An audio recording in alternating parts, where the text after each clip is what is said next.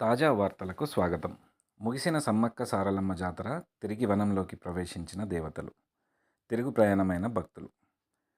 కేంద్ర బడ్జెట్ను ప్రవేశపెట్టిన నిర్మలమ్మ 9 సార్లు బడ్జెట్ను ప్రవేశపెట్టిన తొలి మహిళగా రికార్డు. ఇది సంస్కరణలతో కూడిన బడ్జెట్ అని, దేశాన్ని బలోపేతం చేయడానికి సహకరిస్తుందని ప్రధాని మోడీ అన్నారు. దేశంలో ఉన్న సమస్యలను, సంక్షోభాలను ఈ బడ్జెట్ అంతగా పట్టించుకోలేదని ప్రతిపక్ష నేత రాహుల్ గాంధీ అన్నారు.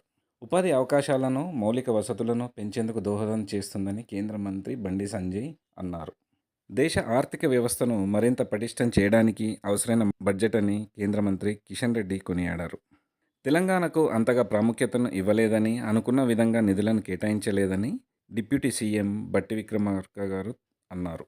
వేతన జీవులకు ఎలాంటి ఊరట కలిగించే అంశాలు లేకపోవడం వలన బడ్జెట్ అంతగా ఆకట్టుకోలేకపోయింది. దీనికి షేర్ మార్కెట్ కాస్త బేర్ మార్కెట్ అయ్యింది.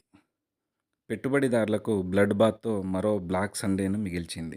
సెన్సెక్స్ 1546 పాయింట్లు, నిఫ్టీ 495 పాయింట్లు నష్టపోయి 10 లక్షల కోట్ల సంపద ఆవిరయ్యింది.